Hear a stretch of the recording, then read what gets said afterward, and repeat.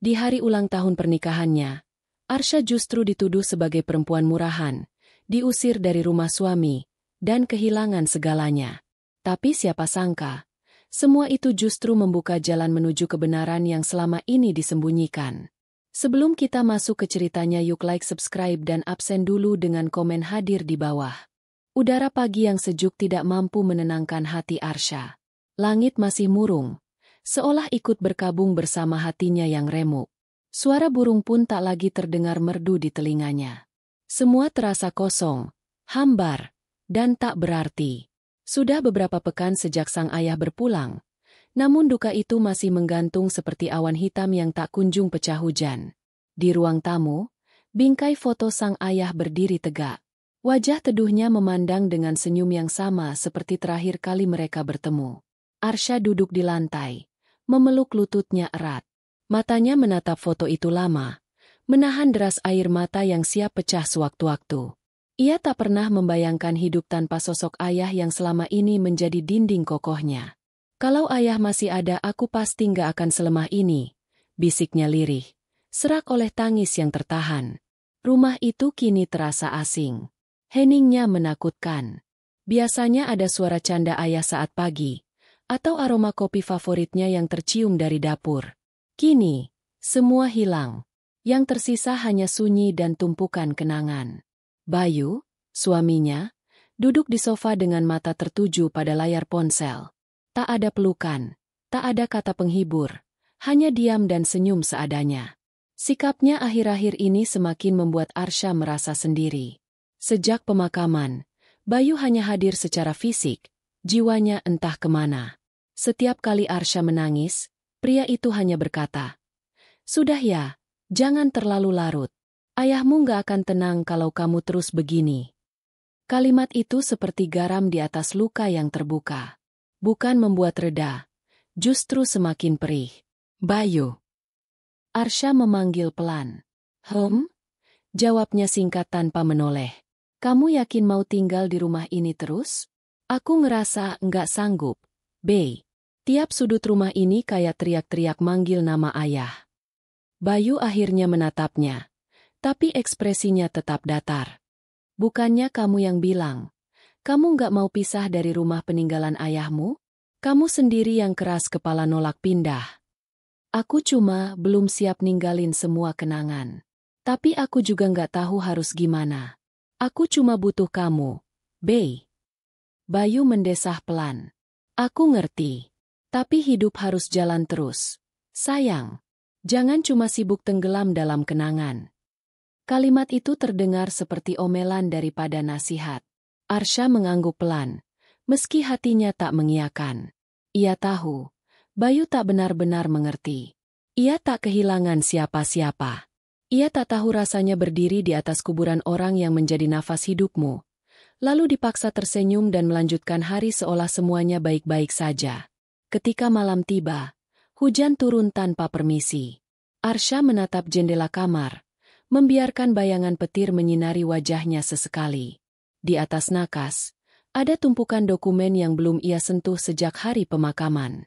Beberapa di antaranya bertuliskan surat kepemilikan tanah, surat wasiat, dan satu amplop tebal yang masih tersegar rapi, ditujukan langsung kepadanya. Tangan Arsha bergetar saat meraihnya. Ia belum berani membacanya. Belum siap menerima kenyataan bahwa surat itu adalah bagian dari perpisahan. Tapi ada suara kecil dalam dirinya yang terus memaksa.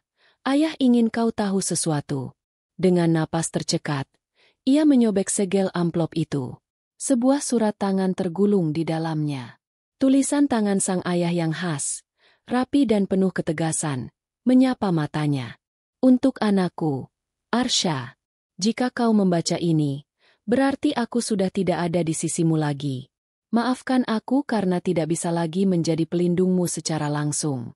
Tapi ingatlah, aku tidak pernah pergi sepenuhnya. Aku menitipkan kekuatanku dalam setiap keputusan yang akan kau ambil. Harta yang kutinggalkan bukan untuk diributkan. Bukan untuk menjadi medan perebutan. Tapi aku tahu, dunia tidak sesuci yang kau kira. Akan ada banyak tangan yang mencoba merampas. Bahkan dari orang-orang yang kau percaya. Itulah sebabnya, Aku menyusun semuanya dengan cermat. Kau tak perlu khawatir, karena aku telah menyiapkan seseorang yang akan mendampingimu saat saatnya tiba. Jangan takut, Arsha. Kau adalah anakku, dan darahku mengalir dalam keberanianmu. Ayah, Arsha menggigit bibir, menahan gemuruh dalam dadanya. Surat itu terasa seperti pelukan terakhir sang ayah, hangat sekaligus menyakitkan. Ia tahu, pesan itu bukan sekadar tulisan. Itu adalah peringatan. Sesuatu akan terjadi. Dan benar saja. Keesokan paginya, ketika ia turun ke ruang makan, Bayu sudah duduk bersama ibunya. Nyonya Ratna, yang biasanya jarang datang kecuali ada keperluan besar, tampak begitu ceria pagi itu. Terlalu ceria untuk seseorang yang sedang berada di rumah orang yang baru ditinggal wafat. Arsha, nak, sini duduk. Tante bikin sop ayam kesukaan kamu loh. Ucapnya dengan senyum lebar. Arsha sedikit heran. Sop ayam? Iya dong. Mumpung kamu masih cuti dan kita semua lagi ada waktu. Tante pikir, kenapa nggak sekalian aja kita kumpul dan ngobrol-ngobrol? Udah lama banget nggak makan bareng. Bayu ikut tersenyum. Kali ini sedikit lebih manis dari biasanya. Iya, sayang. Nanti malam kita makan malam bareng yuk. Aku reservasi tempat yang kamu suka banget. Kayak dulu pas kita masih pacaran. Arsha menatap keduanya bergantian.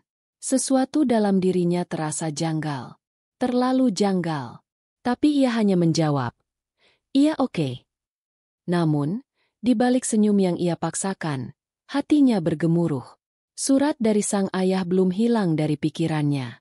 Kata-kata, orang-orang yang kau percaya, terus bergaung di kepalanya. Dan kini, kedua orang itu duduk di hadapannya dengan wajah manis yang terlalu sempurna. Arsha tahu, ini bukan sekadar makan malam biasa. Ini adalah awal dari sesuatu yang besar. Sesuatu yang mungkin bisa menghancurkannya. Atau justru membangkitkan keberanian yang telah lama tertidur dalam dirinya. Langit sore itu tampak gelisah, seperti memantulkan isi hati Arsha yang tak menentu. Awan menggumpal pekat, seolah menahan hujan yang ingin jatuh, tapi tertahan oleh sesuatu yang belum selesai. Dari balik jendela kamar, ia memandangi pohon ketapang yang daunnya berguguran, diterpa angin kencang yang seakan membawa pesan dari masa depan. Ia duduk termenung, masih memegang surat dari sang ayah yang semalam belum ia kembalikan ke dalam amplop. Kata-kata terakhir pria itu terus mengendap di pikirannya. Tentang wasiat. Tentang tangan-tangan tamak yang akan mencoba merampas. Tentang seseorang yang telah ia siapkan diam-diam. Tapi siapa? Kapan orang itu akan muncul? Dan yang terpenting, siapa yang perlu diwaspadai? Pagi tadi, Bayu dan Nyonya Ratna tampak terlalu manis. Terlalu hangat, terlalu sempurna. Dan bagi Arsha, kesempurnaan yang datang secara tiba-tiba seringkali menjadi kedok dari bencana yang belum tampak di permukaan. Telepon rumah berdering pelan, mengagetkannya dari lamunan. Ia segera berjalan ke ruang tengah dan mengangkat gagang telepon. Halo? Arsha? Suara Bayu di ujung sana terdengar riang, tapi ada kesan formal yang mengganggu. Iya, ada apa? Kamu udah siap belum? Nanti malam jangan lupa ya.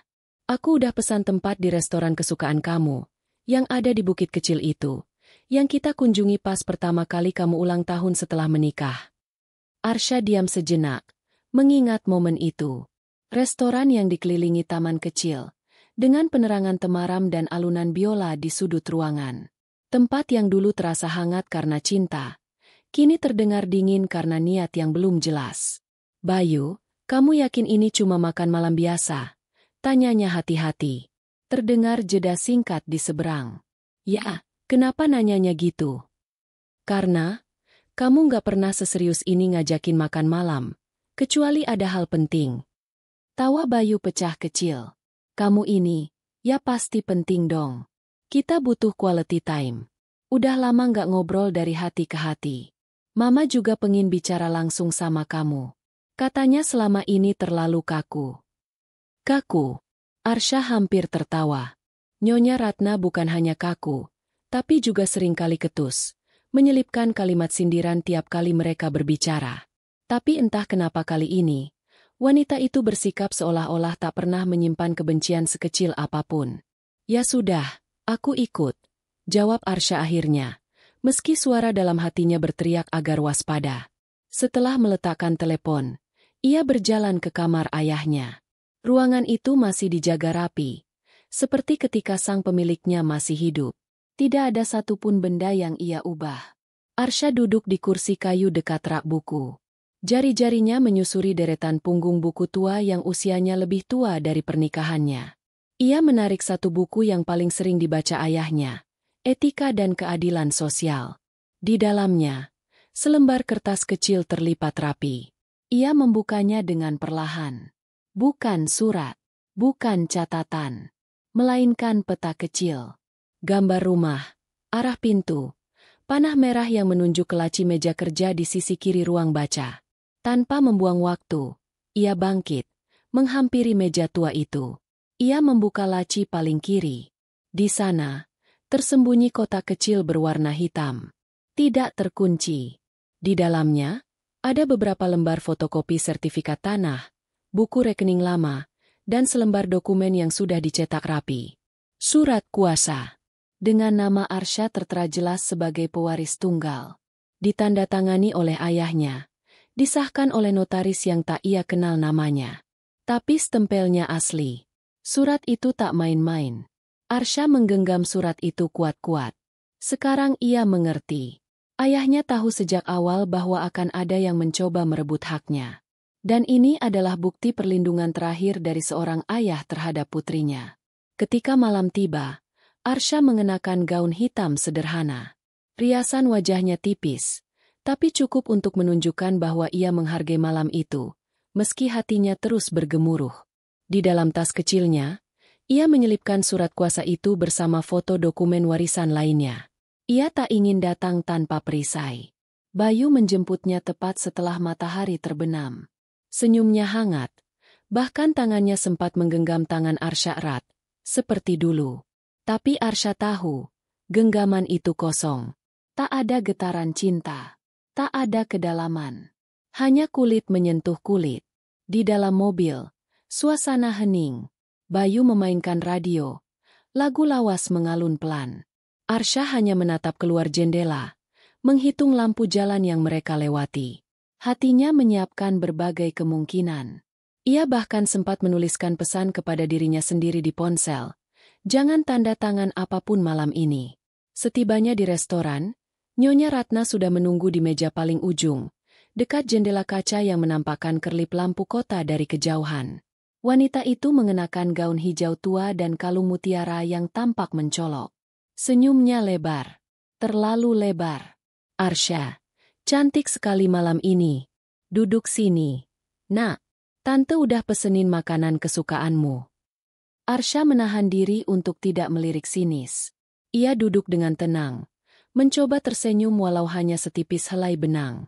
Makanan datang bersamaan dengan percakapan manis yang dimulai oleh Bayu. Tentang kenangan lama.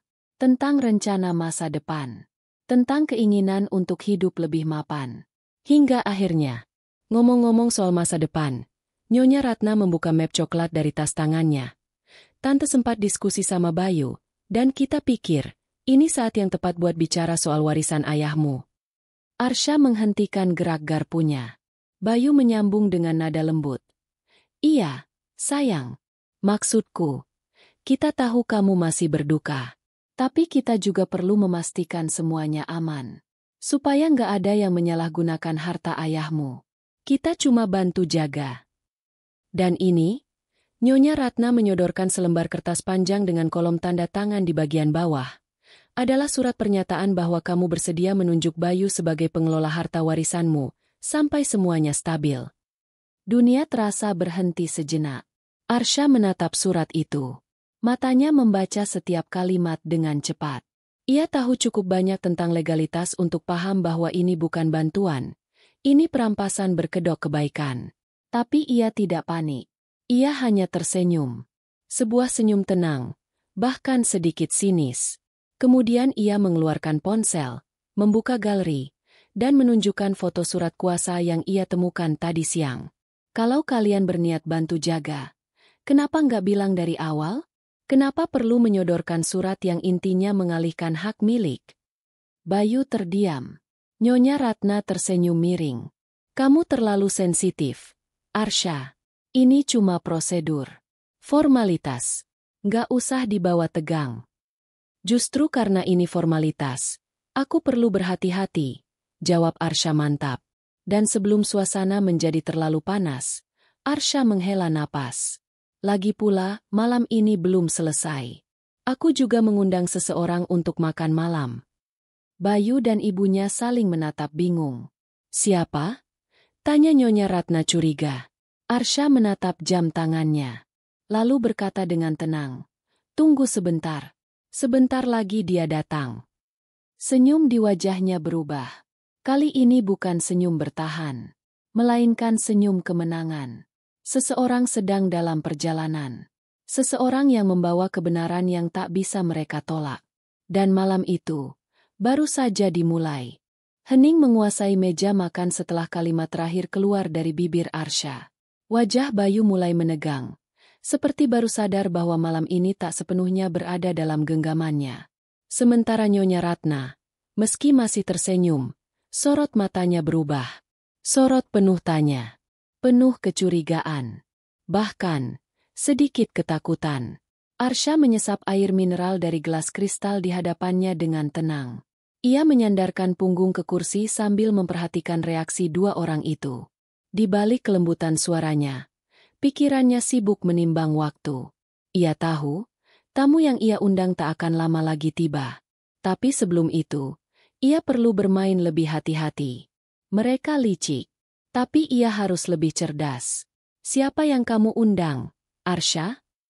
Bayu akhirnya bertanya, berusaha terdengar santai. Orang yang paham betul tentang semua ini. Jawabnya kalem. Semua ini maksudnya warisan, surat kuasa, hak milik, dan kebenaran. Suasana berubah tegang. Musik restoran yang semula mengalun lembut kini terasa mengganggu. Suara pisau dan garpu dari meja lain terdengar lebih nyaring. Mata Bayu tak berkedip. Ia berusaha membaca ekspresi istrinya, tapi yang ia lihat hanyalah ketenangan yang mencurigakan. Nyonya Ratna tak tinggal diam. Kamu ini bicara seolah kami maling. Kami cuma bantu. Bantu kamu supaya nggak salah langkah. Kamu itu masih labil. Sayang. Lagi berduka. Banyak keputusan penting yang sebaiknya kamu nggak ambil sendiri. Arsya menatap wanita itu lekat-lekat. Ada masa lalu yang membuatnya segan kepada Nyonya Ratna. Namun semua itu perlahan pudar. Ia ingat jelas bagaimana ibu mertuanya selalu menyelipkan komentar sinis saat mereka masih tinggal bersama. Tentang keluarganya, tentang latar belakangnya, bahkan soal cara didiknya yang katanya terlalu mandiri untuk ukuran perempuan. Kini, wanita itu bicara soal bantuan. Padahal dari nada suaranya, Arsya tahu betul, yang diinginkan bukan sekadar membantu, melainkan mengendalikan. Sebelum ia sempat menjawab, suara langkah kaki terdengar mendekat dari belakang. Sepasang sepatu kulit menginjak lantai marmer dengan irama mantap. Bayu dan Nyonya Ratna spontan menoleh. Seorang pria muda dengan jas biru tua dan tas selempang hitam berdiri tegak di samping meja. Wajahnya tenang, ekspresinya tegas namun bersahabat. Rambutnya tersisir rapi, dan di tangan kanannya, ia memegang map kulit coklat yang sudah agak lusuh. Permisi, maaf saya terlambat. Arsya berdiri dan menyambutnya dengan senyum hangat. Raihan, terima kasih sudah datang. Bayu mengerutkan dahi. Siapa dia? Raihan adalah pengacara pribadi yang ditunjuk oleh ayahku sebelum beliau wafat, jawab Arsya tanpa ragu. Dan sekarang, ia adalah satu-satunya orang yang berhak mengurus segala dokumen warisan milik keluarga kami. Bayu terperanjat. Nyonya Ratna tak mampu menyembunyikan keterkejutannya. Pengacara? Sejak kapan ayahmu punya pengacara? Desisnya tajam. Sejak beliau merasa tidak bisa lagi mempercayai siapapun di sekitarnya. Bahkan menantunya sendiri. Ucapan itu menghantam tepat di dada Bayu. Ia berusaha tetap tenang, tapi telapak tangannya mulai berkeringat. Matanya melirik Raihan yang duduk di sebelah Arsha dan langsung membuka map berisi dokumen. Saya diminta hadir malam ini oleh Ibu Arsha, karena ada hal penting yang perlu diklarifikasi, kata Raihan dengan suara tenang namun tegas. Saya membawa salinan asli dari dokumen warisan yang ditinggalkan almarhum Tuan Hashim, termasuk surat kuasa dan catatan perubahan terakhir yang belum pernah diketahui siapapun, selain klien saya. Ia mengeluarkan beberapa lembar kertas dengan stempel resmi dan tanda tangan mendiang ayah Arsha. Bayu mencoba menyela. Tunggu dulu. Kalau memang surat itu asli, kenapa baru sekarang dimunculkan? Kenapa bukan saat pemakaman? Raihan menatap Bayu dengan tatapan profesional. Karena saat pemakaman, suasana duka masih terlalu pekat. Dan sesuai permintaan langsung dari almarhum, dokumen ini hanya boleh dibuka jika ada upaya perebutan hak yang tidak sah. Kalimat itu menampar Bayu dan ibunya keras-keras. Nyonya Ratna tertawa pendek, bernada sinis. Kami, perebut hak? Kami cuma mau membantu. Lagi pula, Bayu adalah suaminya. Apa salahnya kalau dia yang mengelola harta keluarga? Itu hal yang lumrah. Raihan tak langsung menjawab. Ia menyodorkan selembar salinan surat kepada keduanya. Silakan dibaca. Di situ tercantum dengan jelas bahwa seluruh aset atas nama Tuan Hashim, baik properti, saham, maupun tabungan, hanya dapat diwariskan kepada putri kandung beliau, yaitu Ibu Arsha, dan tidak boleh dialihkan kepemilikannya dalam bentuk apapun selama 5 tahun ke depan, kecuali melalui keputusan pengadilan. Bayu membaca cepat, tapi semakin ia baca, semakin wajahnya berubah pucat. Dan bukan hanya itu, lanjut Raihan. Di sini juga ada catatan khusus yang dibuat oleh almarhum sebulan sebelum beliau meninggal. Ia mencatat bahwa ada percobaan manipulasi dari pihak luar yang mencoba mengakses informasi finansial keluarga, menggunakan akun email atas nama istrinya. Sontak, kepala Arsha terangkat. Ia menatap tajam ke arah Bayu. Kamu pakai emailku. Bayu panik seketika. Aku cuma pengen ngecek. Syah, takutnya ada yang jahat di luar sana. Aku mau lindungin kamu. Arsha berdiri. Lindungin aku.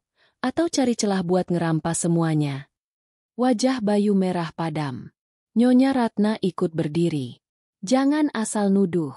Kami keluarga kamu. Tepatnya, kalian pernah jadi keluargaku. Tapi bukan berarti kalian bisa seenaknya menyingkirkan hakku. Arsha membalas dengan suara yang nyaris bergetar karena emosi. Raihan tetap duduk, tenang, lalu menambahkan. Kami juga sudah menyiapkan langkah hukum jika dokumen ini tidak dihormati. Dan berdasarkan pelacakan kami, ada aliran dana mencurigakan ke rekening atas nama Bayu yang terhubung dengan aset perusahaan peninggalan almarhum. Bayu membanting napkinnya ke meja. Ini fitnah. Arsha, kamu serius percaya sama orang luar dibanding sama aku? Arsha melangkah maju. Suaranya lirih, tapi dalam. Ayahku percaya pada satu hal yang selalu ia ajarkan padaku. Kejujuran akan selalu bicara, bahkan tanpa perlu disuarakan. Kamu yang selama ini tidur di sebelahku, ternyata adalah orang yang tega menusuk dari belakang. Dan ibumu dari awal tak pernah benar-benar menerima aku. Tatapan Nyonya Ratna membara. Kamu pikir kamu siapa? Kami yang angkat kamu dari keluarga biasa. Anak manja yang cuma tahu ikut perasaan. Arsha tersenyum pahit. Ya, aku memang anak manja. Tapi sekarang, aku perempuan dewasa yang tahu kapan harus berdiri dan melindungi apa yang jadi milikku. Malam itu tak lagi bersisa tawa. Para pengunjung di meja sekitar mulai melirik-lirik. Sebagian bergumam pelan. Arsha tak peduli. Ia hanya mengambil map milik Raihan. Lalu menatap Bayu dan ibunya sekali lagi. Silakan makan malam kalian. Tapi mulai malam ini, hubungan kita sudah bukan hubungan keluarga. Dan untuk urusan hukum, kalian akan dihubungi resmi. Selamat menikmati akhir dari rencana kalian. Lalu ia berjalan keluar. Diikuti oleh Raihan. Angin malam menerpa wajahnya saat ia melangkah turun dari restoran menuju mobil yang diparkir tidak jauh. Tangannya gemetar, tapi bukan karena takut, Melainkan karena keberanian yang selama ini terkubur dalam bayang-bayang cinta dan rasa percaya yang ternyata palsu. Raihan membukakan pintu mobil. "Kamu luar biasa." Arsha menoleh padanya. "Belum. Aku belum selesai. Ini baru permulaan. Mereka akan tahu siapa sebenarnya orang yang mereka anggap lemah." Dan untuk pertama kalinya dalam berminggu-minggu, senyum tulus mengembang di wajahnya. Senyum kemenangan. Pagi itu, matahari baru saja muncul malu-malu dari balik tirai awan, menyinari wajah Arsha yang masih termenung di balkon rumah peninggalan ayahnya. Angin membawa aroma melati yang entah mengapa membuat dadanya terasa sesak. Ia menggenggam secangkir teh hangat, namun kehangatannya tak mampu mengusir dingin yang merayap pelan dari ujung jemarinya. Ingatan tentang malam sebelumnya masih begitu segar. Setiap kata, setiap tatapan, bahkan cara Bayu mencoba membela diri, terus berputar di benaknya. Ia tahu sejak awal, ada sesuatu yang janggal, tapi tak pernah menyangka pengkhianatan itu akan datang dari dua orang yang selama ini ia anggap sebagai keluarga. Ayah benar, orang yang paling dekat bisa jadi orang yang paling dulu menusuk. Ia bergumam lirih, memeluk tubuhnya sendiri. Belum ada air mata yang jatuh, tapi hati seperti pecah menjadi ribuan kepingan yang berserakan. Yang membuatnya berdiri tegak bukan karena tak terluka, melainkan karena luka itu sudah terlalu dalam untuk ia tangisi. Telepon genggamnya bergetar pelan. Pesan masuk dari Raihan. "Kita perlu bicara. Aku akan ke rumah pukul 10. Ada dokumen tambahan yang perlu kamu lihat." Arsha membalas singkat. "Aku tunggu." Jam masih menunjukkan pagi. Tapi pikirannya sudah melayang jauh. Ia memutuskan masuk ke ruang kerja ayahnya lagi. Aroma kayu tua dan debu halus menyambutnya, seperti menyambut anak kecil yang pulang dari badai. Ia berjalan ke rak buku, membuka laci-laci yang kemarin belum sempat ia telusuri. Di sudut paling dalam, tersembunyi satu map lusuh berwarna hijau tua. Label di sudut atasnya tertulis tangan sang ayah. "Rahasia bisnis Arsha saja." Detak jantungnya meningkat. Dengan hati-hati ia membuka map itu, menemukan tumpukan surat, salinan rekening lama, dan satu buku kecil berisi catatan tangan yang ditulis dengan tinta hitam. Catatan itu berisi laporan bulanan. Namun di sela-selanya, ada paragraf-paragraf yang tidak lazim ditemukan dalam laporan bisnis. Bayu mulai bertanya-tanya tentang saham perusahaan. Ia minta dibuatkan akun akses ke laporan tahunan. Aku beri, tapi kutandai. Semua pergerakannya terekam. Ratna menghubungi pegawai bagian keuangan secara diam-diam. Beruntung stafku loyal. Mereka melaporkan semua. Aku khawatir, tapi tak ingin Arsha tahu. Ia terlalu mencintai suaminya. Arsha memejamkan mata. Nafasnya tercekat. Andai aku tak secepat ini melemah, mungkin aku bisa melindunginya lebih lama. Tapi aku harus menyiapkan segalanya. Termasuk Raihan. Nama itu tertulis di bawah kalimat tersebut. Pintu depan diketuk. Arsha bangkit. Matanya masih berkaca-kaca. Ia membuka pintu dan mendapati Raihan berdiri di sana, membawa map besar di tangannya. "Selamat pagi," ucapnya pelan, menatap wajah Arsha yang tampak lebih lelah dari semalam. "Masuklah. Aku baru saja membaca sesuatu yang mungkin kamu tahu isinya." Mereka duduk di ruang tamu. Arsha meletakkan catatan ayahnya di atas meja, menunjuk bagian yang menyebut nama Raihan.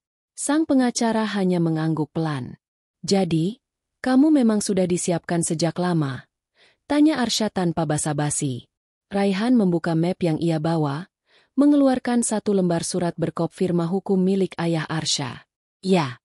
Beliau menghubungi aku secara pribadi hampir setahun sebelum wafat. Awalnya hanya meminta pendapat soal restrukturisasi perusahaan.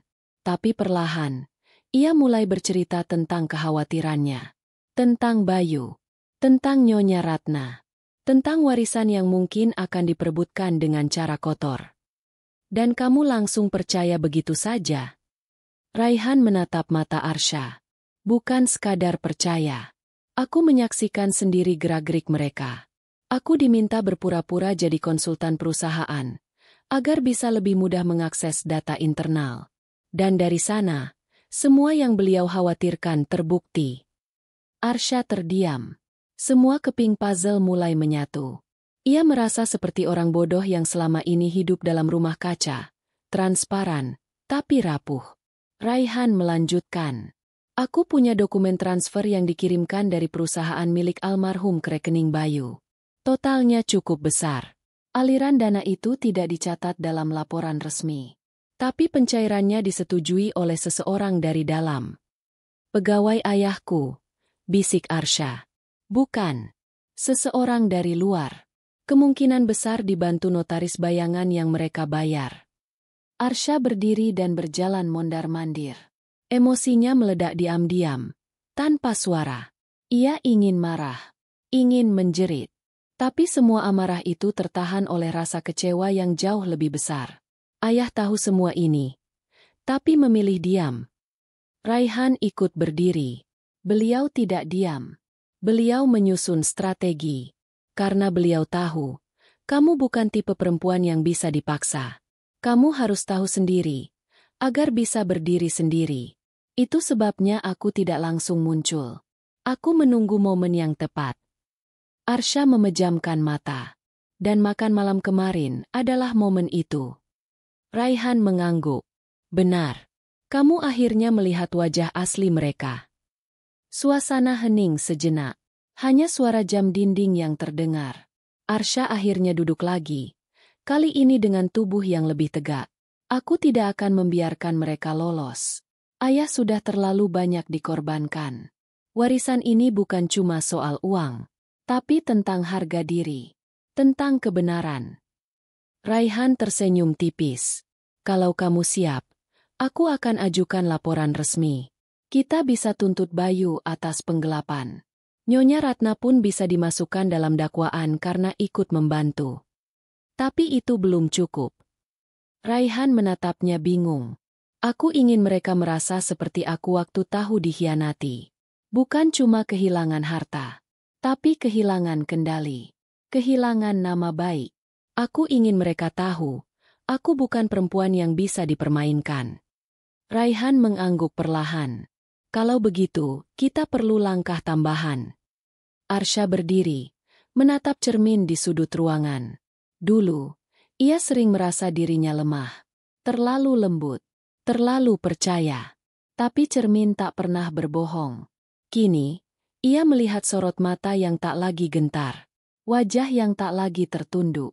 Ada semangat baru, terlahir dari luka yang sudah terlalu dalam. Bayu mengira aku akan diam. Ratna pikir aku akan menyerah. Tapi sekarang mereka akan menghadapi wanita yang ayahnya dididik dengan kasih sayang dan keberanian. Raihan membuka map lain, memperlihatkan skema perusahaan yang selama ini disembunyikan oleh mendiang ayah Arsha. Ini semua milikmu, termasuk saham mayoritas di perusahaan cabang.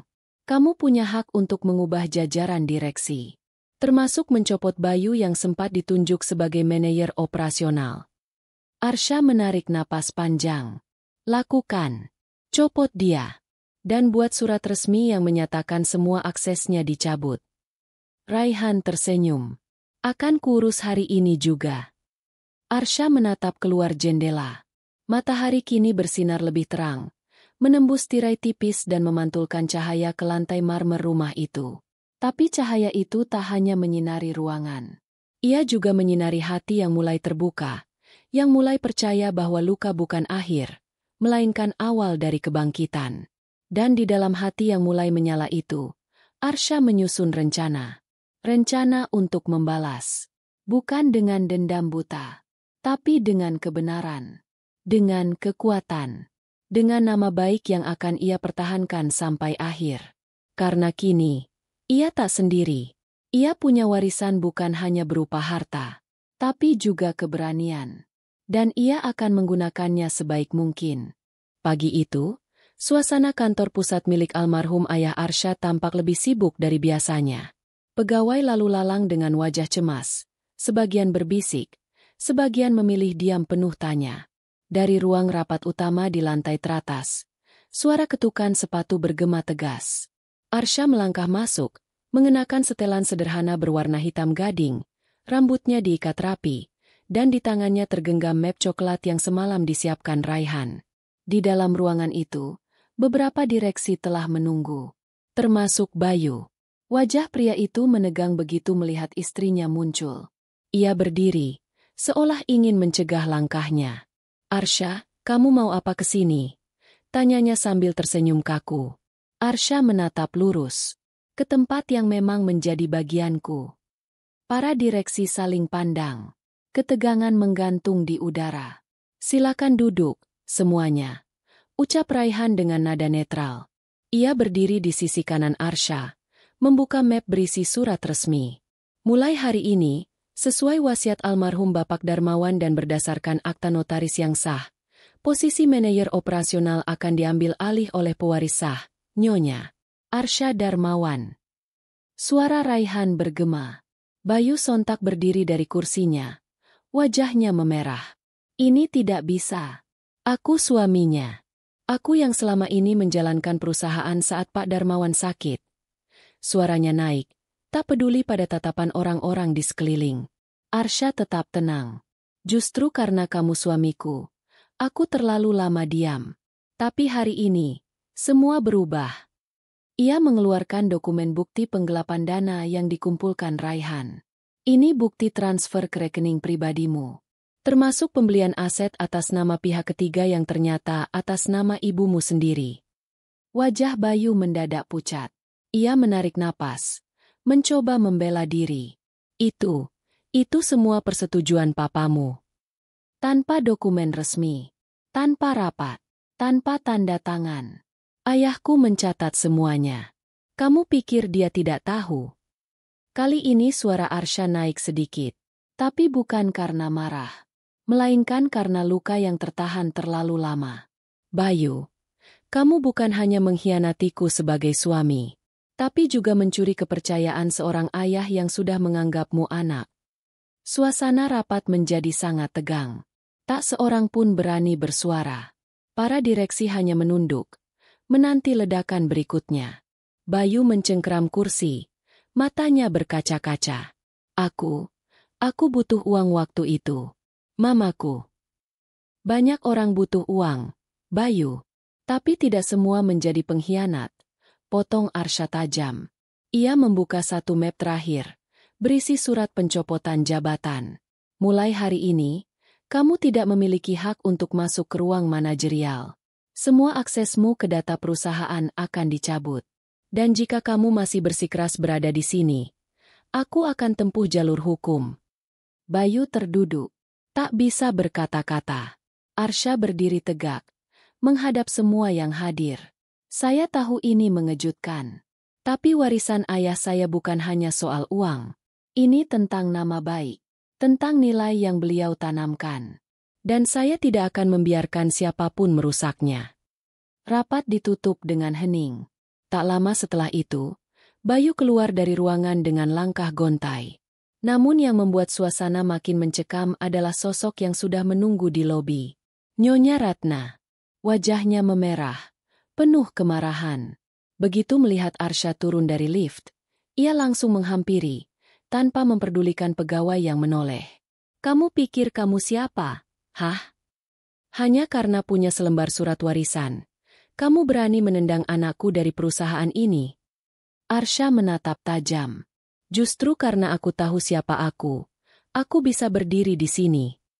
Nyonya Ratna mendekat, matanya menyala. "Kamu itu cuma perempuan lemah yang kebetulan lahir dari orang kaya. Kalau bukan karena harta ayahmu, kamu sudah diludahi orang seperti aku." Raihan bergerak maju, tapi Arsha mengangkat tangan, menghentikannya. Ia melangkah pelan, mendekati Nyonya Ratna. "Kamu benar. Aku memang lahir dari orang kaya. Tapi aku tidak pernah menggunakan itu untuk menginjak orang. Tidak seperti kamu yang menggenggam keserakahan sampai mengorbankan anak sendiri." Nyonya Ratna nyaris menampar, tapi tangannya ditahan petugas keamanan yang sudah diminta berjaga. "Mulai hari ini," ujar Arsha tegas, "kamu dan anakmu dilarang masuk ke seluruh aset perusahaan Darmawan Group. Jika kalian nekat, akan ada laporan resmi ke polisi. Dan percayalah, aku punya cukup bukti untuk menyeret kalian ke pengadilan." Bayu datang tergesa dari parkiran, menarik lengan ibunya. "Ibu, ayo pulang." Tapi Nyonya Ratna masih berontak. "Aku tidak akan diam. Arsha, kamu pikir kamu menang? Kamu pikir orang seperti kamu bisa bertahan tanpa lelaki? Lihat saja, kamu akan jatuh, sendirian." Arsha hanya menatapnya, dingin, tanpa rasa takut. Lebih baik sendiri, daripada ditemani pengkhianat. Di malam harinya, rumah besar Arsha kembali sepi. Namun kali ini, bukan sepi yang menyakitkan. Justru ada kelegaan yang perlahan-lahan tumbuh. Ia duduk di ruang kerja ayahnya, menyalakan lampu kecil, dan membuka surat yang tersisa di laci. "Nak, kalau kamu membaca ini, berarti kamu sudah melihat sendiri wajah asli dunia. Aku tahu kamu terluka. Tapi aku juga tahu, kamu lebih kuat dari yang kamu pikirkan. Bayu pernah punya potensi. Tapi manusia bisa berubah saat diuji harta. Satu hal yang tak pernah berubah adalah integritas. Jagalah itu. Jangan pernah korbankan siapapun demi kekuasaan. Raihan bisa kamu percaya. Tapi tetaplah berhati-hati. Dunia bisnis lebih kejam dari rumah tangga. Dan di keduanya, hanya orang jujur yang bisa tidur dengan tenang. Bangkitlah, nak. Bukan karena mereka harus melihatmu kuat. Tapi karena kamu memang kuat." Air mata Arsha mengalir diam-diam. Tapi kali ini bukan karena sakit. Melainkan karena merasa dilindungi. Meskipun dari balik nisan, sang ayah masih menjadi cahaya. Esoknya, berita pencopotan Bayu menyebar. Beberapa media lokal menyoroti perubahan manajemen di perusahaan Darmawan Group. Artikel dengan tajuk, "Pewarisan tak terduga. Wanita muda gantikan suami sebagai pemimpin," menjadi viral. Komentar bermunculan. Sebagian memuji keberanian Arsha. Sebagian lain mempertanyakan kepantasannya. Namun Arsha tetap tenang. Ia tahu, jalan masih panjang. Tapi langkah pertamanya sudah ia ambil. Ia sudah memotong akar kebusukan. Dan kini saatnya membangun kembali. Bukan di atas pengkhianatan, tapi di atas kepercayaan. Mentari nyaris tak terlihat pagi itu. Awan kelabu menggantung di langit kota, seolah ikut menyembunyikan kegelisahan yang menyelimuti ruang hati Arsha. Di kantor pusat Darmawan Group, suasana tak lagi sekacau kemarin. Tapi, di balik ketenangan itu, sesuatu tengah bergerak di luar jangkauan pandangan mata. Raihan datang dengan wajah muram. "Ada yang aneh," ucapnya sambil menyerahkan ponsel ke tangan Arsha. "Coba lihat trending pagi ini." Arsha menatap layar. Beberapa media gosip online menyebarkan berita mengejutkan. Pewarisan tak sah. Arsha Darmawan diduga gunakan surat wasiat palsu untuk rebut perusahaan suaminya.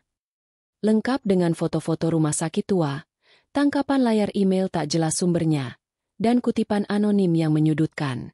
Lebih parahnya, muncul testimoni palsu dari mantan staf yang menyatakan bahwa almarhum Darmawan sedang mengalami gangguan ingatan ketika menyusun wasiat terakhir. Arsha terdiam. Sakit. Tapi marah? Ini ulah mereka, gumamnya. Raihan mengangguk. Kita tahu Bayu punya kenalan di media. Dan ibunya cukup berpengaruh di kalangan politik lokal. Arsha mengatup bibir. Ia menarik napas panjang. Siapkan semua dokumen asli.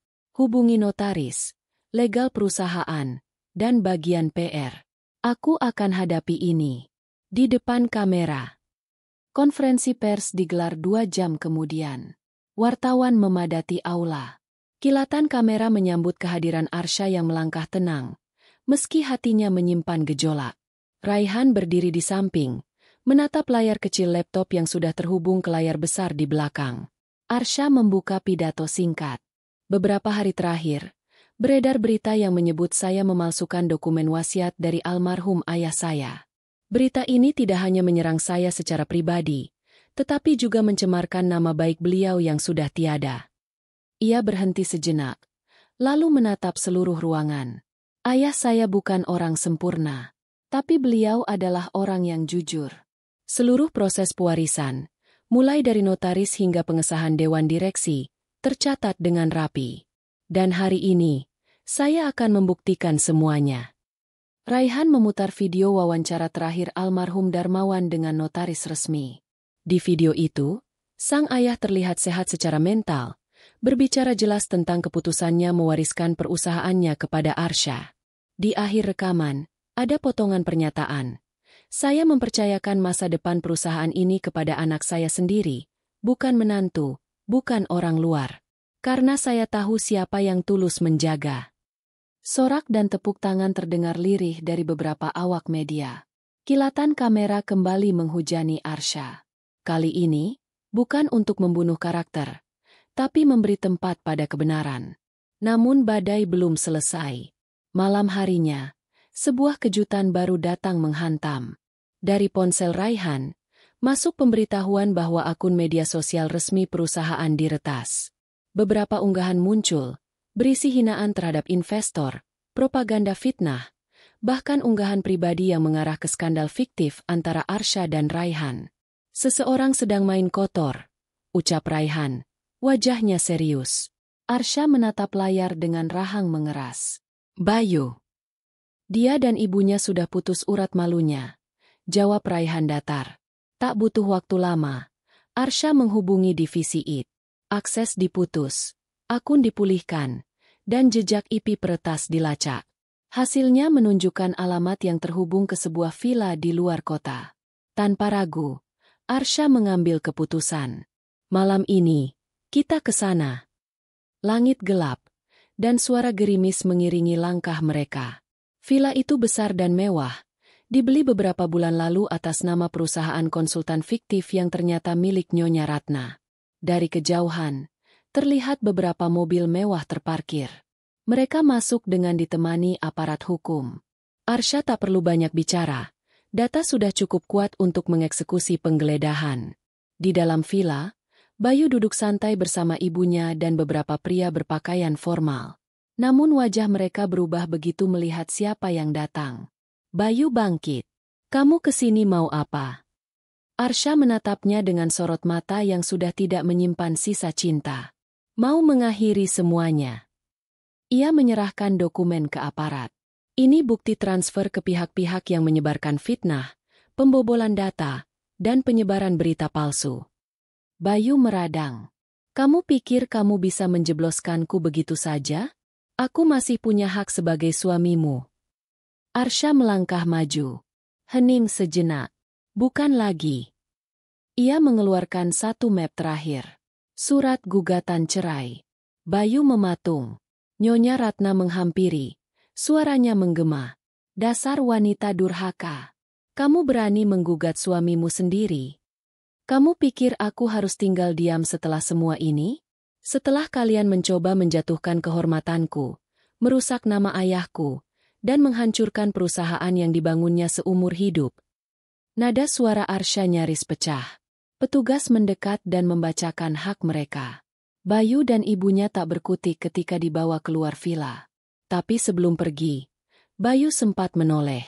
Mata mereka bertemu. Di sana, terselip penyesalan yang tak pernah diucapkan. Namun semuanya sudah terlambat. Beberapa minggu berlalu. Perlahan, nama Arsha kembali pulih. Investor yang sempat ragu kini mengirim ucapan selamat atas ketegasannya. Media menulis tentang keteguhan hati seorang istri yang tak hanya melawan pengkhianatan, tapi juga fitnah dan pencemaran nama baik. Namun bagi Arsha, kemenangan ini bukan untuk dibanggakan. Ini adalah harga dari luka yang tak terlihat. Malam-malam panjang yang penuh pertanyaan. Kenapa cinta bisa setega itu? Kenapa orang yang pernah disayang bisa berubah jadi duri yang menusuk paling dalam? Raihan kerap menemaninya di ruang kerja.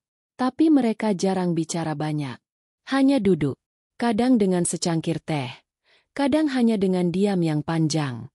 Diam yang mengerti. Saya salut padamu, Syah, ujar Raihan suatu malam. Kamu tidak menyerah. Bahkan saat semua menyerang dari segala arah. Arsha tersenyum tipis. Karena aku tidak punya pilihan selain bertahan. Ia menatap cahaya kota dari balik jendela. Kalau aku jatuh, siapa yang akan berdiri menggantikan?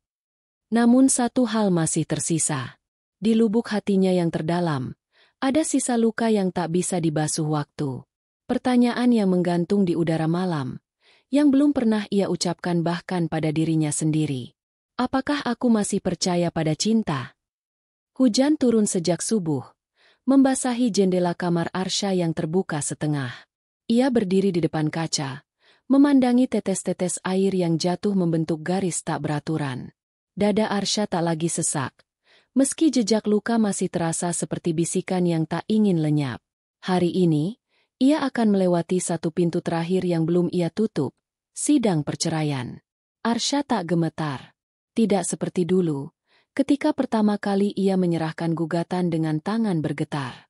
Hari ini, ia datang bukan sebagai istri yang dikhianati, tapi sebagai wanita yang memilih mencintai dirinya sendiri, setelah terlalu lama mengalah. Pengadilan agama tak pernah benar-benar sunyi. Tangis, marah, bisik, semua bercampur di ruangan yang terlalu penuh. Tapi saat nama mereka dipanggil, seluruh suara di kepala Arsha mendadak hilang. Hening. Bayu datang terlambat. Penampilannya jauh dari sosok eksekutif muda yang dulu dielu-elukan media. Wajahnya kusam, tatapannya kosong. Tanpa ibunya di samping, ia tampak kehilangan arah. Arsha tidak merasa puas. Tidak ada rasa bangga melihatnya begitu. Karena luka tak pernah menginginkan pembalasan, ia hanya ingin dimengerti. Majelis hakim mengajukan beberapa pertanyaan rutin. Arsha menjawab dengan suara tenang. Tidak menangis. Tidak mendramatisasi. Hanya menyampaikan fakta. Ketika tiba giliran Bayu bicara, pria itu diam beberapa saat. Saya tidak punya pembelaan, Yang Mulia. Semua yang istri saya sampaikan benar. Hakim menoleh ke Arsha. Apakah masih ada ruang untuk rujuk? Arsha menatap Bayu. Untuk pertama kalinya setelah sekian lama, tak ada rasa apa-apa. Tidak, Yang Mulia. Sidang ditutup. Ketuk palu mengakhiri pernikahan yang dulu ia pertahankan habis-habisan. Keluar dari ruang sidang, langit masih mendung. Tapi hujan sudah reda. Arsha melangkah tanpa payung, membiarkan sisa gerimis membasahi pundaknya. Raihan menunggu di luar dengan mobil menyala. Kamu bisa pulang sendiri, kan? Tanyanya, separuh bercanda. Arsha mengangguk. Kali ini, aku ingin jalan kaki dulu. Raihan tidak memaksa. Ia hanya menurunkan jendela dan berkata lirih. Kalau kamu butuh bahu, kamu tahu kemana harus mencari. Arsha tertawa kecil. Tapi matanya berkaca. Terima kasih, Ray. Untuk segalanya. Ia melangkah menyusuri trotoar. Langkahnya ringan, tak terbebani. Beberapa minggu kemudian, kantor pusat Darmawan Group kembali hidup. Proyek ekspansi berjalan, tim legal berhasil membersihkan nama perusahaan, dan para investor menyambut perubahan yang dibawa Arsha. Namun ada yang berubah dalam dirinya. Dulu, ia selalu mengejar pengakuan. Dari suami, mertua, bahkan publik. Sekarang, ia mengejar keseimbangan. Ia hadir dalam rapat-rapat penting, namun juga mengambil waktu untuk dirinya sendiri. Sesekali, ia duduk di ruang kreatif, menggambar di atas kertas kosong, sebuah hobi lama yang dulu ditinggalkannya demi menjadi istri sempurna. Kini, tak ada lagi gelar yang ia kejar selain jadi manusia utuh. Di salah satu sore, saat langit berwarna jingga keemasan, Raihan datang membawa sebuah undangan. Ia meletakkannya di meja kerja Arsha. Ada konferensi wanita pemimpin di Singapura bulan depan. Mereka undang kamu sebagai pembicara utama. Arsha memandangi undangan itu dengan perasaan campur aduk. Aku? Tanyanya tak percaya. Kamu? Raihan menegaskan sambil tersenyum. Arsha tertawa pelan. Padahal beberapa bulan lalu, aku bahkan tidak yakin bisa berdiri. Raihan menatapnya dalam-dalam. Karena kamu kuat. Bahkan ketika kamu sendiri tak percaya itu. Hari-hari terus berlalu. Bayu dan ibunya kini menghadapi proses hukum. Perusahaan konsultan fiktif milik Nyonya Ratna terbukti mencuci uang, dan beberapa rekening atas nama Bayu dibekukan. Arsha tak datang ke sidang mereka. Ia tidak ingin menatap masa lalu yang sudah selesai. Bukan karena benci, Tapi karena sudah selesai menyalahkan, luka akan selalu ada. Tapi tidak harus membusuk. Jika dirawat, luka akan menjadi bekas yang membuat kita lebih peka. Di akhir pekan, Arsha duduk di beranda rumah barunya. Rumah kecil di pinggiran kota, dengan halaman dan kolam ikan. Jauh dari kemewahan, tapi terasa damai. Ia menyiram bunga, memeluk waktu, dan sesekali menulis puisi di notes usangnya. Suatu sore, Raihan datang membawa 2 cangkir teh. Mereka duduk berdampingan. Tidak ada deklarasi cinta. Tidak ada rayuan. Hanya 2 jiwa yang saling memahami luka masing-masing. Kalau suatu hari kamu jatuh cinta lagi, kata Raihan tiba-tiba, pastikan dia bukan pria yang takut melihatmu bersinar. Arsha tersenyum, menatap langit senja yang tenang. Kalau suatu hari aku jatuh cinta lagi, jawabnya, aku akan memilih seseorang yang tidak perlu aku kejar, karena dia akan berjalan sejajar. Malam itu, Arsha menutup jendela. Di atas meja, tergeletak surat undangan konferensi dan catatan kecil bertuliskan, "Terima kasih untuk luka, karena tanpa itu, aku tak akan tahu betapa berharganya diriku." Langit tak selalu cerah, tapi kini, Arsha tahu, bahkan setelah badai, langit tetap kembali biru. Dan ia pun melangkah, bukan untuk mencari cinta, tapi untuk hidup sepenuhnya. Mentari pagi menyelinap di balik tirai kamar, menyentuh wajah Arsha yang tengah duduk bersila di atas ranjang. Ia membuka matanya perlahan, menghirup udara dengan tenang, dan mengusap pelan jemari kakinya yang dingin. Pagi ini berbeda, bukan karena apa yang akan ia temui, tapi karena apa yang sudah ia tinggalkan. Dulu, setiap pagi adalah kecemasan. Takut salah, takut kurang, takut tidak cukup layak di mata keluarga suami. Kini, pagi adalah milik dirinya sendiri. Ia berdiri, merapikan bantal, lalu melangkah ke dapur kecilnya. Tangan menggenggam cangkir kopi, dan aroma robusta memenuhi udara. Di meja makan mungil itu, ponsel bergetar. Nama Raihan muncul di layar. "Raihan, hari ini masih jadi makan siang bareng Lestari Group." Arsha tersenyum kecil. Ia telah kembali menjadi wanita yang ia kenal dulu. Cermat, cerdas, dan tenang. "Arsha, tentu. Jam 1. Jangan terlambat." Siang itu, ruang pertemuan di lantai 8 kantor Darmawan Group menjadi tempat negosiasi antara 2 perusahaan besar. Arsha, yang kini menjadi direktur pelaksana, duduk berhadapan dengan perwakilan Lestari Group. Pembicaraan berjalan lancar, dan gaya komunikasi Arsha membuat semua orang nyaman. Namun saat diskusi selesai dan semua orang berdiri, wanita parubaya dari Lestari Group menatap Arsha dengan ekspresi penuh rasa ingin tahu. "Kami sempat ragu, Bu Arsha. Tapi setelah pertemuan ini, saya mengerti mengapa mendiang ayah Anda memilih menyerahkan semua kepada Anda. Beliau tahu Anda akan bertahan." Kalimat itu, sederhana namun menghantam jantung Arsha. Untuk pertama kalinya, ia tak menangis karena sedih, melainkan karena pengakuan yang begitu berarti. Beberapa hari kemudian, Arsha menghadiri acara amal yang digagas oleh komunitas perempuan pemimpin. Di sana, ia duduk bersama puluhan wanita yang memiliki kisah luka masing-masing. Ada yang pernah dilecehkan, ditinggalkan, dikhianati, bahkan dilupakan oleh anaknya sendiri.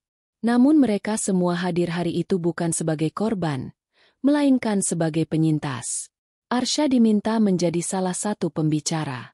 Ia berdiri, mengambil mikrofon, lalu berbicara dengan suara penuh kepercayaan diri. "Aku pernah kehilangan. Pernah dikhianati oleh orang yang sangat kucintai. Tapi di titik terendah itulah aku menemukan siapa diriku sebenarnya. Dan aku yakin, setiap dari kita di ruangan ini punya potensi yang luar biasa, jika kita memilih untuk tidak dikendalikan oleh luka." Tepuk tangan menggema. Beberapa perempuan meneteskan air mata. Ada kekuatan dalam kata-kata Arsha, bukan karena indahnya, tetapi karena benarnya. Setelah acara, seorang wanita muda mendekatinya. "Kak, aku pernah membaca kisah Kak Arsha di media. Hari ini aku berani datang karena ingin belajar berdiri seperti kakak." Arsha menatap gadis itu. Matanya berkaca. Karena ia tahu, dulu ia pun pernah menjadi gadis yang mencari pegangan. Malam itu, Arsha duduk di balkon rumah. Ia membuka album lama peninggalan ayahnya. Di dalamnya, terselip secarik surat yang belum pernah ia lihat sebelumnya. Teruntuk putriku Arsha. Andai kelak kau baca ini, mungkin aku sudah tak bisa mendampingimu lagi. Tapi ketahuilah, aku menitipkan segala yang kupunya padamu bukan karena kau anak yang paling dewasa, melainkan karena kau yang paling memahami arti perjuangan. Kau mungkin akan jatuh, dikhianati, bahkan dibenci. Tapi ingatlah, keberanianmu lebih kuat dari rasa takutmu. Cintai dirimu, lindungi hatimu, dan jangan pernah biarkan mereka memadamkan cahaya dalam jiwamu. Salam hangat, Ayah. Surat itu menampar ruang sunyi dalam diri Arsha. Ia membacanya berulang kali, lalu memeluk kertas itu sambil memejamkan mata. Hening, tapi damai. Di sisi lain kota, rumah milik Nyonya Ratna tampak sepi. Teras yang dulu ramai kini dipenuhi rumput liar. Suaminya yang dulu bangga akan status sosial keluarganya memilih tinggal bersama anak pertamanya di luar negeri, meninggalkan segalanya. Bayu, yang dulunya selalu disanjung di lingkungan bisnis, kini disibukkan dengan agenda sidang lanjutan. Tuduhan pemalsuan dokumen dan penggelapan dana membayangi. Semua karena keserakahan. Arsha tak hadir di ruang pengadilan. Ia memilih mempercayakan semua pada tim pengacaranya. Ketika ditanya oleh salah satu jurnalis yang memintanya memberi komentar soal Bayu, Arsha hanya menjawab satu kalimat. Setiap pilihan punya akibat. Dan setiap akibat tidak harus kita sambut dengan dendam. Waktu terus berjalan. Arsha memutuskan untuk merintis yayasan yang fokus pada pemberdayaan perempuan korban kekerasan ekonomi. Bersama Raihan dan beberapa rekan bisnis, ia membuka pelatihan gratis bagi wanita-wanita yang terpaksa bertahan dalam rumah tangga yang menyakitkan karena tak punya penghasilan sendiri. Yayasan itu dinamai Pelita Jiwa. Tempat bagi mereka yang nyaris padam, agar bisa kembali menyala. Dan di antara ratusan wanita yang datang, Arsha menyadari satu hal, ia tidak sendiri. Lukanya bukan satu-satunya di dunia. Tapi keberaniannya bisa menjadi pelita untuk yang lain. Pada ulang tahunnya yang sederhana, Raihan menghadiahinya lukisan bergambar seorang wanita berdiri di tengah padang ilalang, dengan matahari terbit di belakangnya. Ini kamu, Arsha, kata Raihan. Arsha terdiam. Lukisan itu begitu menggambarkan perasaannya. Terima kasih, ucapnya pelan. Mereka tidak saling menyentuh. Tidak saling merayakan cinta dengan pelukan atau ciuman. Tapi ada ruang kecil dalam hati Arsha yang tahu, tidak semua cinta harus dimiliki. Beberapa cukup untuk disyukuri. Di penghujung malam, saat langit mulai gelap dan bintang-bintang bertaburan, Arsha duduk di kamarnya. Ia membuka buku catatan miliknya. Di halaman terakhir, ia menulis, "Dulu aku berusaha keras dicintai. Kini aku belajar untuk mencintai diriku lebih dulu. Aku tidak sempurna, tapi aku cukup." Dan sebelum menutup buku itu, ia menambahkan satu kalimat lagi. "Langkahku belum selesai. Tapi sekarang aku tahu, aku tidak berjalan sendirian." Angin sore meniup lembut ujung-ujung kerudung wanita-wanita yang tengah duduk melingkar di sebuah aula sederhana. Mereka berbicara, tertawa kecil, dan saling berbagi cerita. Di tengah lingkaran itu, Arsha duduk dengan kedua tangannya menggenggam erat tangan seorang ibu muda yang baru saja berbicara dengan suara bergetar. "Aku tidak punya siapa-siapa. Tapi hari ini, untuk pertama kalinya aku merasa dimengerti." Arsha tersenyum. Ia tidak membalas dengan kalimat bijak. Ia hanya menatap mata perempuan itu dengan hangat, karena ia tahu, rasa dimengerti adalah kekuatan pertama yang mampu menyelamatkan seseorang dari jurang keputusasaan. Yayasan Pelita Jiwa bukan lagi tempat kecil di sudut kota. Dalam waktu yang singkat, tempat itu telah tumbuh menjadi rumah bagi ratusan perempuan dari berbagai kalangan. Setiap minggu, selalu ada cerita baru yang datang.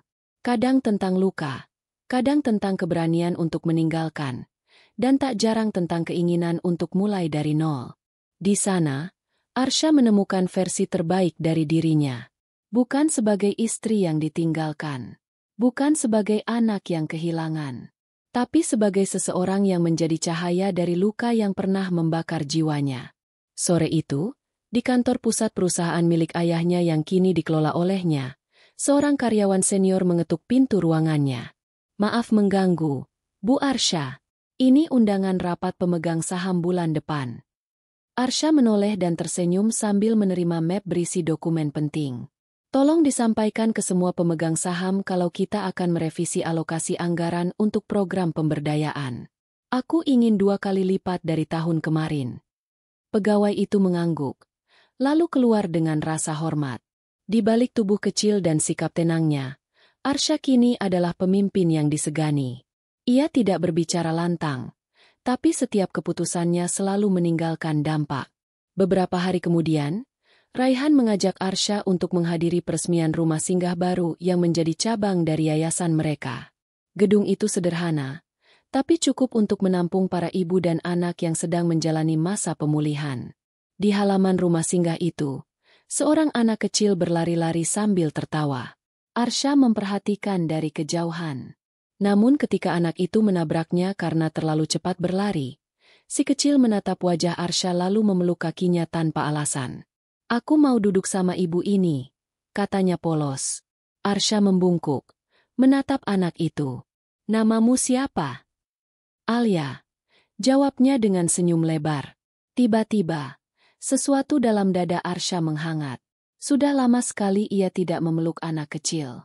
Dan sejak kepergian ayahnya, belum ada momen yang membuat hatinya selapang itu. Raihan mendekat dan berkata pelan, "Dia sering melihat foto ibu kamu. Dia bilang kamu cantik seperti ibunya." Arsya menatap Alia yang kini duduk di pangkuannya. Ia mencium ubun-ubun anak itu sambil berbisik, "Kamu boleh tinggal di sini selama kamu mau." Di sisi lain kota, di ruang kecil apartemen yang dulu mewah namun kini suram, Nyonya Ratna duduk termenung. Rambutnya kusut, kulitnya terlihat lebih tua dari usianya. Hidupnya bukan lagi tentang pesta, berlian, atau status sosial. Kini, semua orang yang dulu dekat mulai menjauh. Sejak berita tentang penggelapan Bayu tersebar luas, semua hubungan sosialnya runtuh. Yang paling menyakitkan baginya bukan hukuman yang menimpa anaknya, melainkan kenyataan bahwa perempuan yang pernah ia remehkan kini dipuji banyak orang karena keberanian dan kontribusinya. Ia menyalakan televisi, dan tak sengaja melihat berita mengenai program yayasan milik Arsya yang baru saja mendapat penghargaan dari Kementerian Sosial. Wajah Arsya terpampang di layar, tersenyum, dikelilingi anak-anak dan perempuan yang memeluknya. Nyonya Ratna meletakkan remote, lalu tertunduk. "Bagaimana bisa aku begitu buta?" gumamnya pelan. Air matanya menetes, bukan karena iri, tapi karena penyesalan yang datang terlambat. Malamnya, Arsya membuka email yang belum sempat ia baca. Salah satunya datang dari Bayu. Subjeknya hanya satu kata, "Maaf." Ia membuka pesan itu dengan perasaan biasa saja. Tidak ada dendam. Tidak juga harapan. "Aku tidak meminta kembali. Aku tahu semua ini tidak bisa aku perbaiki.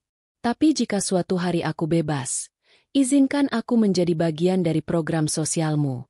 Aku tidak ingin mati tanpa berbuat baik sedikit saja." Arsya menatap layar tanpa ekspresi. Lalu ia memejamkan mata, menarik napas, dan membalas singkat. Tidak semua hal bisa kembali. Tapi semua orang bisa memilih berubah. Ia menekan tombol kirim, lalu menutup laptopnya. Di hari ulang tahun yayasan mereka, Arsya berdiri di depan podium. Di belakangnya berdiri Raihan dan semua staf yang telah bekerja keras membangun rumah perlindungan itu dari awal.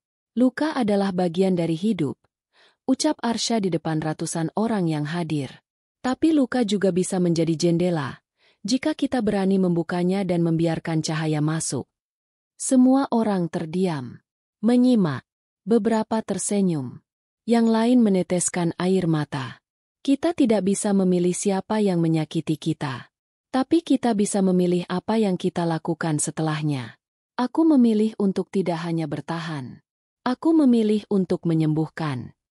Tepuk tangan bergemuruh. Sorot kamera memotret wajah-wajah yang penuh harapan. Arsha menatap semua orang dengan senyum tulus.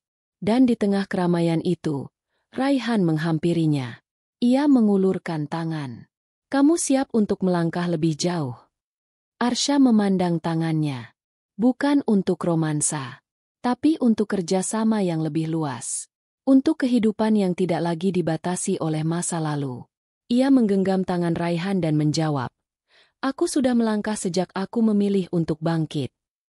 Malam itu, angin berembus tenang. Udara terasa hangat, seperti pelukan yang lama dirindukan. Langit di atas kota tak lagi dipenuhi awan kelabu. Gemerlap bintang tampak menggantung di langit, mengingatkan bahwa terang akan selalu datang, meski sebelumnya sempat tertutup gelap. Di teras rumah mungil yang baru direnovasi oleh Yayasan Pelita Jiwa, Arsha duduk bersama Raihan. Di hadapan mereka, halaman dipenuhi tawa anak-anak dan para perempuan yang kini memulai hidup baru. Musik akustik pelan terdengar dari sudut halaman, dinyanyikan oleh salah satu relawan yang dulunya juga pernah tinggal di sana sebagai penyintas. Namun, malam itu berbeda, karena di antara para tamu yang datang, terlihat satu sosok perempuan tua yang berjalan tertatih. Rambutnya sudah memutih, kulitnya keriput, dan langkahnya pelan. Tapi tekad di wajahnya tak bisa diabaikan. Nyonya Ratna. Suasana seketika menjadi hening. Beberapa staf mengenali wajahnya dari berita lama. Raihan menoleh pada Arsha, memberikan tatapan bertanya. Tapi Arsha hanya berdiri perlahan dan melangkah mendekati mantan ibu mertuanya itu. Untuk pertama kalinya, mereka berdiri berhadapan bukan sebagai lawan, bukan pula sebagai dua orang yang saling menyalahkan, tapi sebagai manusia yang sama-sama pernah tersesat dalam ego dan kehilangan arah. Aku tahu aku tak pantas berada di sini." Suara Nyonya Ratna bergetar. "Tapi aku lelah membawa kebencian kemana-mana. Dan aku hanya ingin minta maaf. Tidak untuk dimengerti, tapi untuk melepaskan semua yang selama ini menyesakkan dadaku." Arsha menatap mata perempuan itu. Mata yang dulu memandangnya dengan dingin dan penghinaan, kini tampak rapuh dan jujur. Tak ada lagi ambisi. Tak ada lagi kesombongan. Hanya seorang ibu yang kehilangan segalanya, dan akhirnya belajar merunduk.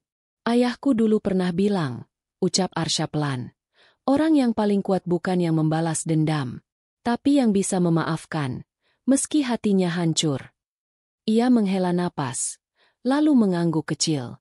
"Kalau ibu datang ke sini untuk menyesali semuanya, maka biarlah malam ini jadi awal bagi ibu untuk menebusnya, bukan dengan kata-kata tapi dengan tindakan." Tetesan air mata mengalir di pipi Nyonya Ratna. "Terima kasih," bisiknya, sebelum Arsha mempersilahkannya masuk. Seminggu setelah malam itu, Nyonya Ratna mulai ikut membantu di dapur rumah singgah. Ia tidak banyak bicara, hanya sibuk memotong sayur, mencuci piring, atau menemani anak-anak bermain. Semua orang awalnya ragu, tapi perlahan, kehadirannya justru membawa ketenangan. Di dalam dirinya, rasa bersalah telah berubah menjadi pengabdian. Ia tak lagi mencari pembenaran, hanya ingin melakukan satu kebaikan di sisa hidupnya. Sementara itu, Bayu masih menjalani proses hukum. Arsha tidak pernah datang mengunjunginya, tapi ia mengizinkan tim kuasa hukum yayasan untuk memberikan pembinaan dan bantuan hukum secukupnya. Bukan karena ia peduli, tapi karena ia ingin menyudahi segalanya dengan cara yang benar. Ia telah memilih jalan damai, bukan untuk orang lain, tapi demi dirinya sendiri. Di penghujung bulan, Arsha menghadiri seminar nasional tentang pemberdayaan perempuan. Ia diundang sebagai pembicara utama. Saat berdiri di podium, semua mata tertuju padanya. "Ketika aku kehilangan ayahku, aku pikir duniaku runtuh," ucapnya tenang. "Ketika orang yang paling kupercaya justru mengkhianati, aku yakin aku akan hancur." Ia menarik napas, lalu melanjutkan. "Tapi ternyata, di balik semua kehilangan itu, Tuhan memberiku sesuatu yang jauh lebih besar. Ia memberiku jalan untuk melihat siapa diriku yang sesungguhnya. Bahwa aku bukan korban. Bukan pula orang lemah yang bisa diinjak. Aku adalah pemilik takdirku sendiri." Sorakan dan tepuk tangan memenuhi ruangan. Namun Arsha tidak tersenyum karena itu. Ia tersenyum karena tahu, dirinya tak lagi berdiri sebagai perempuan yang sedang menyembuhkan diri, melainkan sebagai seseorang yang telah utuh. Beberapa hari kemudian, di ruang tengah rumah peninggalan ayahnya yang kini telah direnovasi dengan gaya klasik dan minimalis, Arsha duduk membaca surat. Surat itu datang dari notaris pribadi sang ayah. Surat yang ternyata baru bisa dibuka setelah 1 tahun sejak kematiannya. Tulisan tangan ayahnya masih rapi. Kata-katanya hangat. Untuk putriku tersayang, Arsha, jika surat ini kau baca, itu berarti kau telah melalui banyak hal. Aku tahu hidup tak akan mudah. Tapi aku percaya padamu. Bukan karena kau anakku, tapi karena aku tahu jiwamu kuat, hatimu tulus, dan langkahmu akan membawa banyak orang menemukan jalan pulang. Jangan takut menjadi berbeda. Jangan takut berdiri sendiri. Karena kebaikan itu tak selalu datang dari banyak orang, tapi dari satu hati yang berani. Arsha menahan air matanya. Ia memeluk surat itu, seolah memeluk ayahnya kembali. Beberapa waktu kemudian, yayasan menggelar pelatihan khusus bagi para perempuan untuk memulai usaha mandiri. Salah satu program yang diluncurkan diberi nama Rumah untuk Hati yang Pulang, tempat aman, tidak hanya untuk tubuh, tapi juga untuk jiwa yang letih. Arsha berdiri di halaman depan saat peluncuran itu, dikelilingi banyak perempuan dari berbagai daerah. Raihan datang mendekat, membawa 2 cangkir teh hangat. Kamu tahu? Katanya sambil menyerahkan cangkir. Dulu kamu bilang tidak yakin bisa memulai dari awal. Tapi sekarang, kamu justru membangun rumah baru untuk banyak orang. Arsha tersenyum. Aku tidak membangun rumah baru, Raihan. Aku hanya memungut keping-keping diriku yang berserakan, lalu menyusunnya menjadi tempat yang bisa kualiri dengan cinta. Raihan menatapnya lama, lalu berkata pelan, "Bolehkah aku jadi bagian dari rumah itu?" Arsha tertawa kecil, tidak menjawab, tapi ia menyandarkan kepalanya di bahu pria itu.